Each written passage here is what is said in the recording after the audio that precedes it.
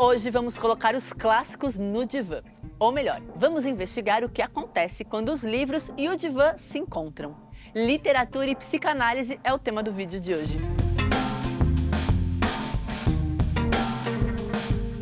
De literatura eu entendo, mas quando o assunto é psicanálise, eu sou uma curiosa. Eu sei que a psicanálise é um método de tratamento, uma investigação e uma teoria. E essas três esferas caminham juntas. E eu sei também que literatura e psicanálise tem muito a ver. Vem comigo que eu vou te explicar tudinho. O Homem de Areia é um conto de um alemão chamado Ernst Theodor Hoffmann. Esse conto foi publicado em 1816 e narra a vida do jovem estudante Nathanael, que desde criança se vê às voltas, aterrorizado com um tal Homem de Areia, uma criatura sinistra que rouba os olhos das crianças. Sigmund Freud, o paizão da psicanálise, leu esse conto maravilhoso e criou um conceito a partir dele. Esse conceito, às vezes, é traduzido como infamiliar ou então não familiar.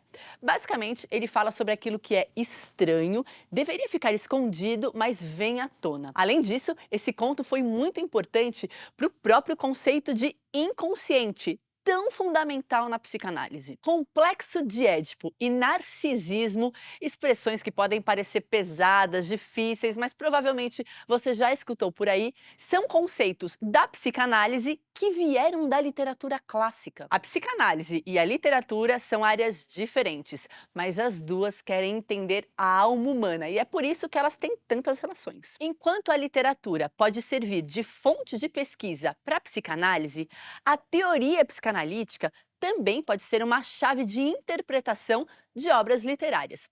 Se você já leu algum livro da Antofágica, você deve ter percebido que muitas vezes a gente chama psicanalistas para os pós-fácios. Esse tema é amplo, complexo, riquíssimo. No vídeo de hoje, a gente vai falar brevemente de alguns autores que influenciaram Freud. Em 1920, a psicanálise já tinha se tornado razoavelmente conhecida, sobretudo na Europa. Então, a Enciclopédia Britânica pediu ao próprio Freud 2 verbetes explicando o que seria a psicanálise. Psicanálise é o nome de 1. Um procedimento para a investigação de processos mentais que são quase inacessíveis por qualquer outro modo. 2. Um método baseado nessa investigação para o tratamento de distúrbios neuróticos. E 3.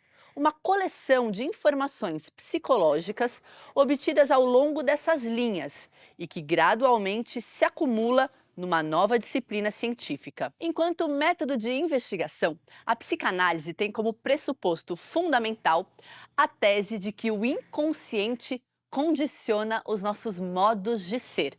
Calma, vamos entender tudo isso melhor. Nosso modo de ser engloba nossas escolhas individuais e aqueles padrões de comportamento que são repetitivos e difíceis de desfazer. De forma bem resumida, para a psicanálise, aquilo que a gente diz, aquilo que a gente faz e as nossas escolhas conscientes são influenciadas por uma outra lógica de pensamento, que ganha o nome de inconsciente. Em geral, quando uma pessoa procura um psicanalista, ela quer aliviar os seus sofrimentos e se conhecer melhor. E isso, para a psicanálise, passa por investigar o inconsciente. Tá, peraí, mas como que eu investigo o meu inconsciente? Falando. Em uma sessão de análise, seja no divã, na poltrona, na cadeira, numa banquetinha, é preciso contar histórias, seja da infância, do dia a dia, narrar desejos, colocar sensações em palavras. É assim que o paciente vai se conhecer melhor. A formação da psicanálise está muito ligada à literatura. Freud foi um grande leitor. Shakespeare, Homero, Sófocles, Flaubert, Zola, Oscar Wilde, entre muitos outros, estão presentes tanto nas suas correspondências quanto nos seus textos teóricos sobre psicanálise. Sem a literatura, ele jamais teria conseguido ultrapassar os limites do seu campo de origem, a medicina, e atualizado os mitos literários para construir uma teoria que quer entender o comportamento humano. Complexo de Édipo é uma expressão cunhada por Freud que, resumidamente, fala da fase do desenvolvimento psicossexual de uma criança, onde ela nutre pela mãe sentimentos de posse e pelo pai sentimentos opostos. Essa expressão vem da tragédia grega clássica Édipo Rei, escrita por Sófocles. A trama é basicamente a seguinte: Laio, rei de Tebas, consulta o oráculo de Delfos, que lhe diz o seguinte: ele teria um filho que mataria o pai e se casaria com a mãe. Bem, quando o filho de Laio nasce, ele, atormentado pela profecia, ordena a um servo que ele entregue a criança à morte. Mas o servo fica compadecido e entrega a criança a um pastor. Então, Édipo é criado como filho de um outro rei. Já adulto, ele decide consultar o mesmo oráculo de Delfos a respeito da sua origem. E o que ele escuta em resposta? A mesma profecia dita a Laio anos antes. Édipo não sabe que é filho adotivo e, obviamente, ele não quer matar o pai e casar com a mãe. Então, para a profecia não se cumprir, ele foge do reino. E aí, pessoal, sabe aquela escolha errada que a gente faz na vida? É essa. A perambulação toda de Édipo não o livra do seu destino, porque ele acaba encontrando um ancião e seus servos, mata esse ancião sem saber que é o seu pai biológico. E depois de desvendar um enigma da esfinge, se casa com a rainha Jocasta, a sua mãe. Gente, é claro que Complexo de Édipo é uma metáfora para um processo psíquico do bebê. O Freud não está falando sobre matar o pai literalmente. Vale dizer que Freud teve um olhar bem atento para as histórias de parricídio.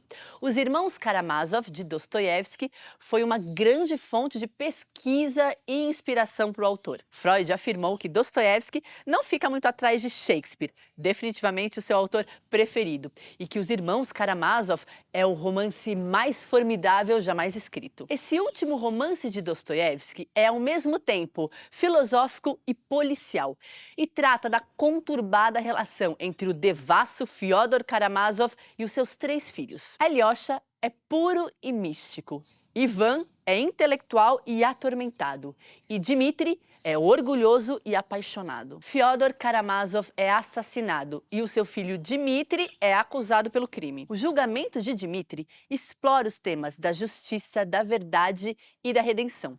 E ao longo dos processos judiciais, as verdadeiras naturezas dos seus personagens vêm à tona, juntamente com suas lutas. No seu artigo Dostoiévski e o parricídio, Freud não analisa somente a obra, mas o próprio autor russo é colocado no divã, observando a biografia do autor, investigando as perdas familiares que Dostoiévski sofreu ainda muito jovem. Freud levanta a hipótese de que a epilepsia talvez tenha sido um sintoma da sua neurose. Aqui no canal a gente tem um vídeo caprichado sobre a biografia de Dostoiévski. O link vai aparecer aqui em cima, vale a pena assistir. Em uma carta para o escritor austríaco Arthur Schnitzler, Freud disse o seguinte: muitas vezes me perguntei com perplexidade de onde o Senhor poderia ter retirado este ou aquele conhecimento secreto que eu havia adquirido através de laboriosas investigações. De certa forma, a literatura é um saber que antecipa o que depois Freud vai sistematizar. Literatura e psicanálise são campos que conversam intimamente, porque na literatura estão os temas mais caros à psicanálise: sonho, censura, prazer, desejo, compulsões, verdade e por aí vai. Em uma entrevista, o escritor e ganhador do Nobel de Literatura Thomas Mann foi questionado se a psicanálise acabou restringindo o campo de atuação do escritor. Vejam só o que ele respondeu: de modo algum, sem Dostoiévski, nada de Freud. A meu ver, Shakespeare foi o maior psicanalista que já existiu. Para a psicanalista Maria Homem, a literatura é uma vontade antiquíssima, uma necessidade e quase um desespero dos seres humanos para dar conta do enigma que é a vida. Um escritor é aquele que brinca especificamente em fazer narrativas, mas a gente também faz isso o tempo todo. E no Divã, recriamos histórias da nossa própria existência. A literatura e a psicanálise têm uma base em comum: a palavra. A regra de ouro na psicanálise é a associação livre. Na clínica, o analista oferece a sua escuta, mas a investigação depende da produção ativa de material por parte do analisando, que deve contar histórias e fazer associações sem pensar previamente, conscientemente sobre o que vai ser dito. A psicanálise trabalha diretamente com as palavras, com aquilo que é dito, também com aquilo que não é dito, com aquilo que insiste, que se repete, que volta. Os fatos são sonoros, mas entre os fatos há um sussurro. É o sussurro que me impressiona. Quem disse isso foi Clarice Lispector em A Hora da Estrela. E Clarice Lispector é uma das autoras mais lidas com o olhar da psicanálise. Isso porque a sua escrita se aproxima muito dessa associação livre que encontramos nas sessões psicanalíticas. No limiar do silêncio e da letra, Traços da Autoria em Clarice Lispector, é um livro em que Maria Homem, justamente, analisa os escritos da autora, sob a perspectiva da psicanálise. Esse é o resultado da sua tese de doutorado. Na literatura, também se trata de associação entre palavras e interpretação. As escrituras claricianas, dada sua própria forma, revelam essas linhas de força e constroem um jogo interpretativo em diversas camadas. E Clarice segue o encadeamento de sons e temas. Não estaria aí um outro modo de escrever da autora, uma forma diversa de indagar a literatura? Psicanalistas e pesquisadores da psicanálise, em geral, adoram literatura.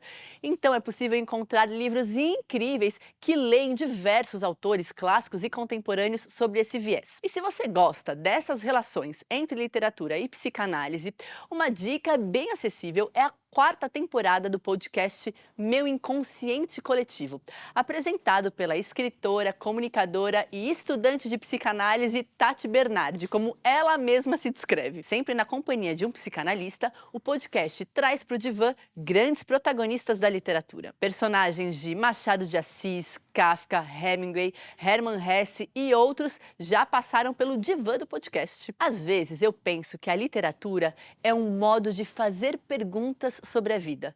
Não dá para ter clareza sobre por que as coisas são como são e por que às vezes agimos como agimos.